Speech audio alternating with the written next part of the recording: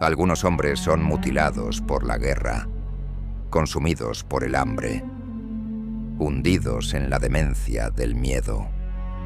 Pero en la Leningrado sitiada por los nazis, estas fuerzas no cayeron sucesivamente. Y cuando las tres se entrelazan en un mismo cuerpo, la bestia que llevamos dentro rompe sus cadenas. El camión se detuvo con un frenazo brusco que nos lanzó a todos hacia adelante como muñecos de trapo. Un amasijo de cuerpos hambrientos golpeándose contra el metal helado que olía a óxido y sangre seca. Alguien gritó de dolor cuando su cabeza golpeó contra la pared del camión. Pero nadie se movió para ayudarlo, porque todos estábamos demasiado asustados, demasiado agotados, demasiado rotos para ser otra cosa que bultos de carne esperando su sentencia. Las puertas traseras se abrieron de golpe y la luz grisácea del amanecer nos cegó por un momento. Un soldado gritó con voz ronca: «¡Todos afuera! ¡Ahora, maldita sea!» Y empezó a empujarnos, a jalarnos de los brazos o la ropa o el pelo, lo que pudiera agarrar para sacarnos más rápido de ese espacio claustrofóbico. Bajamos tropezando, cayendo sobre la nieve que había sido pisoteada hasta convertirse en hielo sucio mezclado con barro y algo más oscuro que no quería identificar. Yo perdí el equilibrio cuando mis piernas, debilitadas por el hambre y el miedo, cedieron bajo mi peso y caí de rodillas, sintiendo como el impacto resonaba por toda mi columna vertebral hasta explotar en mi cráneo como fuegos artificiales de dolor. Me levanté inmediatamente porque había aprendido que quedarse en el suelo era una invitación para las patadas, para que te pisotearan, para que te olvidaran ahí hasta que fueras solo otro bulto congelado más en el paisaje de muerte que era Leningrado. Estábamos en algún tipo de puesto militar improvisado. Tiendas de campaña levantadas sin orden ni lógica, trincheras cavadas en la tierra congelada formando líneas irregulares que parecían cicatrices en el paisaje, camiones militares estacionados con las lonas manchadas de sangre y agujeros de metralla. En el centro de todo ese caos, un edificio de ladrillo de 3 pisos que debió ser una escuela o una oficina administrativa antes de que la guerra lo convirtiera en cuartel general, en hospital de campaña, en matadero.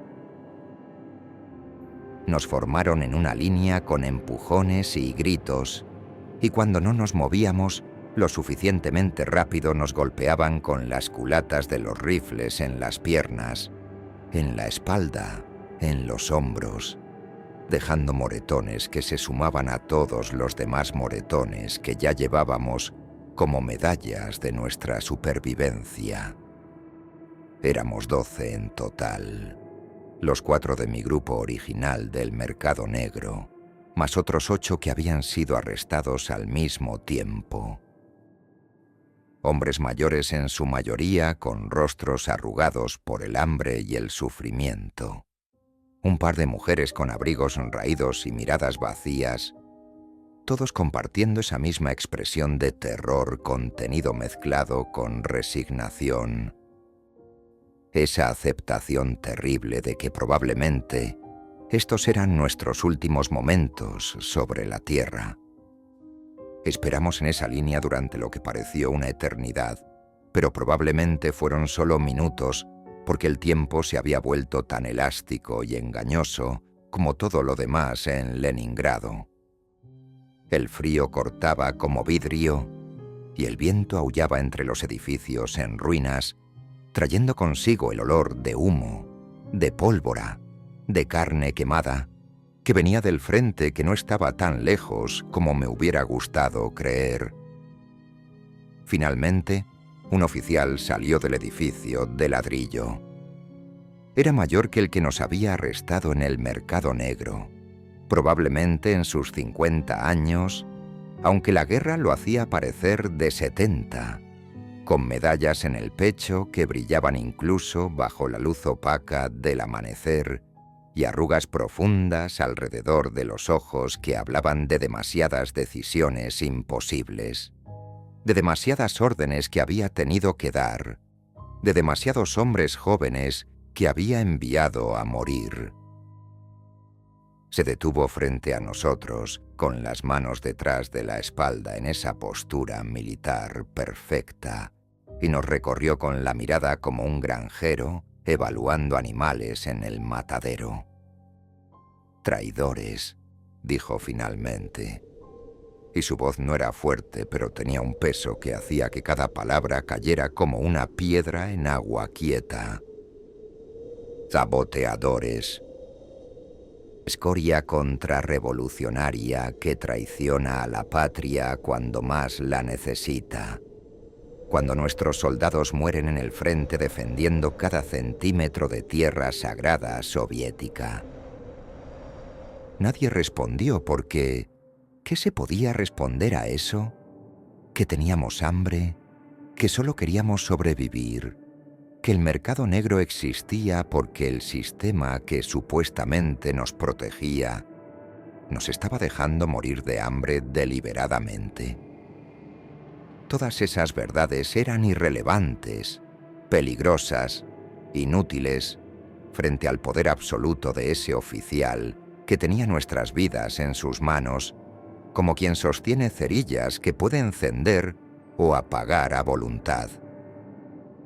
Normalmente, continuó, paseándose frente a nosotros con pasos medidos que crujían en la nieve compactada, los fusilaríamos inmediatamente, sin juicio, sin preguntas, sin ceremonia. La traición en tiempos de guerra no merece ni compasión ni proceso legal. Una bala en la nuca, una zanja común. Fin de la historia. Pero tenemos una situación crítica. El hospital de campaña está completamente desbordado. Los heridos llegan más rápido de lo que podemos procesarlos. Cada día mueren hombres no por sus heridas, sino por falta de personal que los atienda. Por falta de manos que puedan cargar camillas, limpiar heridas, asistir en cirugías. Giró hacia otro oficial que estaba parado junto a él, más joven, con una tabla de madera y un lápiz en las manos y esa expresión de eficiencia burocrática. «Sepárenlos», ordenó el oficial mayor con voz monótona. «Los que puedan trabajar, al hospital. Los demás, procedan con la sentencia estándar para casos de traición». Y en ese momento, en ese horrible momento de claridad absoluta que te golpea como un puño en el estómago, entendí lo que estaba pasando. Iban a dividirnos entre los que valían la pena mantener vivos temporalmente como herramientas desechables y los que no.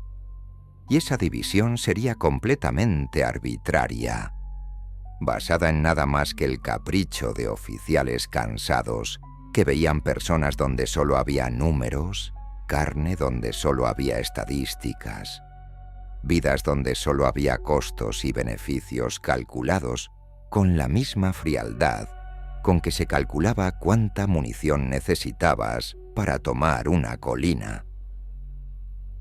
El oficial joven empezó a caminar por la fila con pasos rápidos y eficientes, deteniéndose frente a cada persona apenas el tiempo suficiente para evaluarla, con una mirada que no veía humanidad, sino solo capacidad de trabajo, utilidad medible, valor temporal en la economía brutal de la guerra.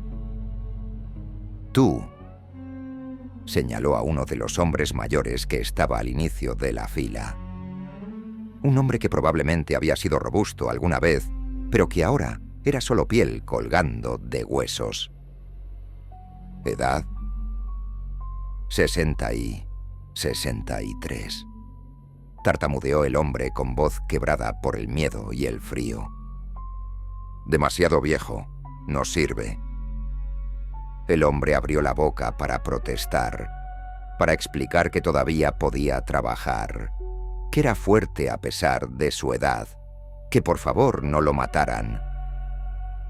Pero 2 soldados ya lo estaban agarrando de los brazos y arrastrándolo fuera de la fila hacia un lado donde otros, rechazados, estaban siendo agrupados como ganado marcado para el matadero.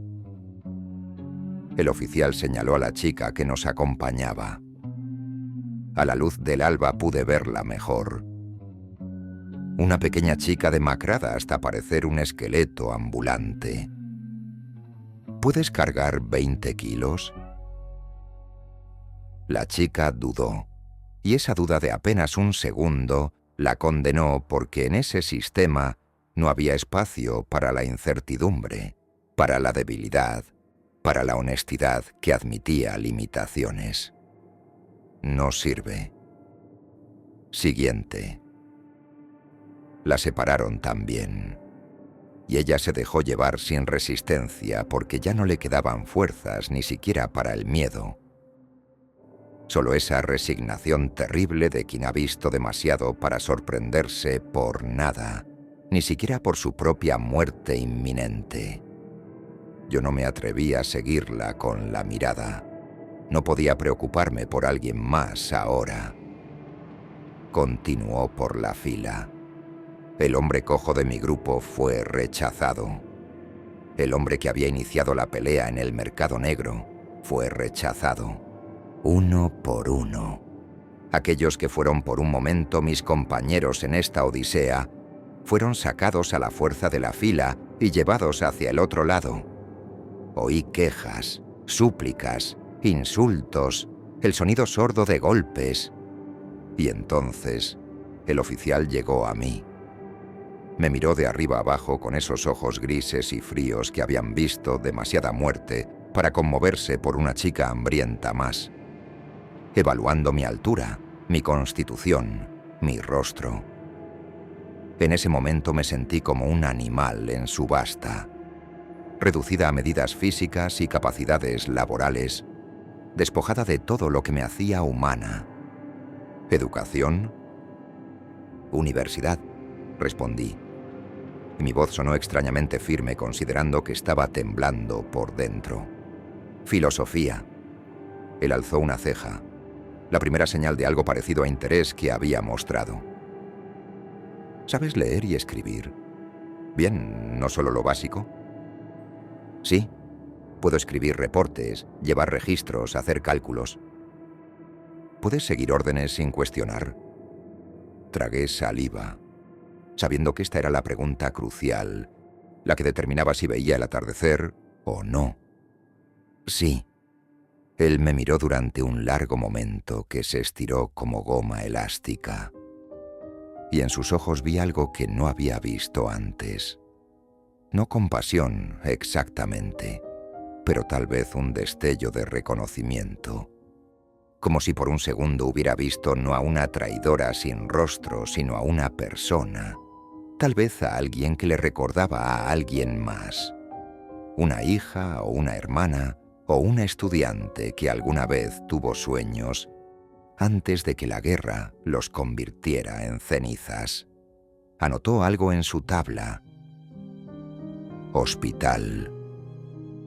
Una palabra, solo una palabra, y con esa palabra mi vida fue perdonada temporalmente, salvada no por justicia o misericordia, sino por el simple hecho de que sabía leer y escribir, y parecía estar en una condición física considerablemente mejor que otros, lo que me hacía ligeramente más valiosa en el engranaje complicado de la máquina de guerra soviética. El oficial terminó su evaluación. De los 12 originales, solo 3 habíamos sido seleccionados. Yo y 2 hombres del otro grupo. Los otros 9. ¡Llévenlos!, ordenó el oficial mayor con voz plana, como si acabara de ordenar que sacaran la basura. Los soldados agarraron a los condenados y empezaron a arrastrarlos hacia el otro lado del edificio. hacia un lugar que no necesitaba ver, porque sabía exactamente qué pasaría allí. «¡No!», gritó el hombre de mi grupo, el que había peleado con el vendedor en el mercado, su voz quebrándose en un chillido agudo de pánico puro. Un soldado lo golpeó en el estómago con la culata del rifle. Lo levantaron a rastras, sus pies dejando 2 líneas paralelas en la nieve como las que dejaría alguien siendo llevado a su ejecución. Los demás no gritaron. El anciano caminó con dignidad rota, pero dignidad al fin. El cojo se rindió finalmente, aceptando lo inevitable con esa resignación terrible que yo había visto tantas veces en Leningrado. Los arrastraron fuera de nuestra vista. El mundo pareció contener la respiración. Esperamos. Los 3 salvados nos quedamos inmóviles, congelados no solo por el frío, sino por el horror. Esa era la ecuación brutal. Para que algunos sobrevivan, otros deben ser sacrificados. Solo azar cruel. Y entonces, los disparos. Una ráfaga. 3 más. Sonidos secos y finales. 9 vidas terminando en estallidos de pólvora y metal. Luego, silencio. Tan absoluto que podía escuchar mi corazón latiendo contra mis costillas como un animal enjaulado.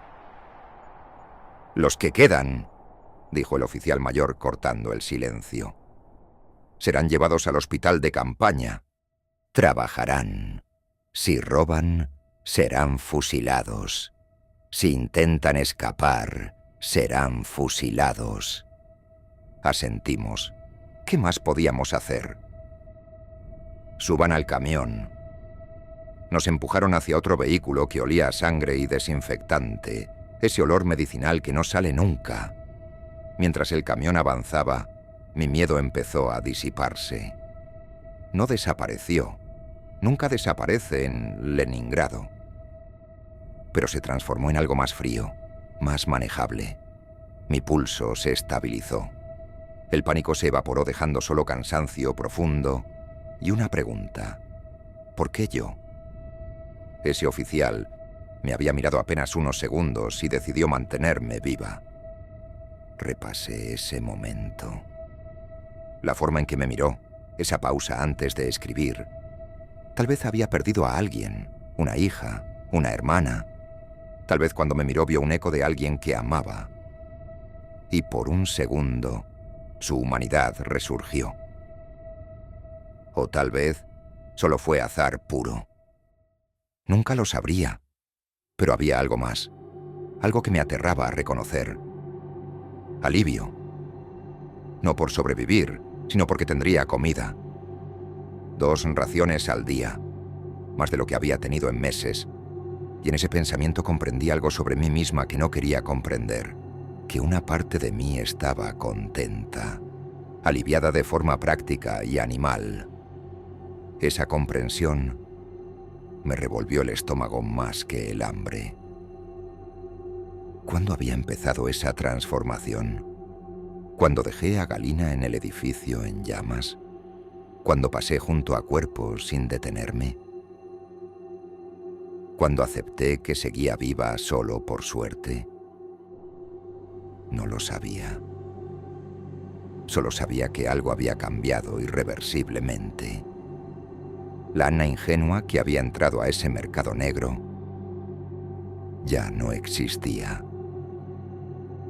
En su lugar había esta nueva versión que había aprendido la lección fundamental de Leningrado. La supervivencia no tiene moral, solo tiene hambre. Puedes ser buena o puedes estar viva, raramente ambas. Y lo más aterrador era no estar segura de odiar esa transformación. El camión siguió avanzando hacia el hospital. Mientras las ruinas de Leningrado pasaban, edificios colapsados, calles vacías, el paisaje gris de una ciudad muriendo, me di cuenta de algo con claridad reconfortante. Tal vez en ese hospital encontraría algo, no redención, no esperanza, pero quizás propósito, algo que hacer, alguien a quien ayudar, alguna razón para existir más allá de la simple ausencia de muerte. Cerré los ojos y dejé que el agotamiento me arrastrara hacia algo parecido al sueño, otra forma de disociación. En esa oscuridad interior vi rostros. Galina, mis padres, los ejecutados, todos los cuerpos congelados. Pero no me atormentaban, no me acusaban, solo me observaban. Y yo les devolví la mirada con esa nueva frialdad que había descubierto dentro de mí. Esa capacidad de observar horror sin desmoronarme, de reconocer pérdida sin permitir que me destruyera, de seguir adelante porque la alternativa era rendirse. El hospital se alzaba en la salida sur de la ciudad, la más próxima al frente de batalla y al horror que lo acompañaba. 20 minutos después llegamos. La estructura parecía sólida, amplia. Debía ser uno de los pocos recintos militares que aún mantenían su integridad en todo Leningrado. El camión frenó en seco y un soldado me obligó a descender con brusquedad. Me formaron junto a los demás y nos hicieron ingresar al hospital en fila. Una certeza fría me atravesó entonces.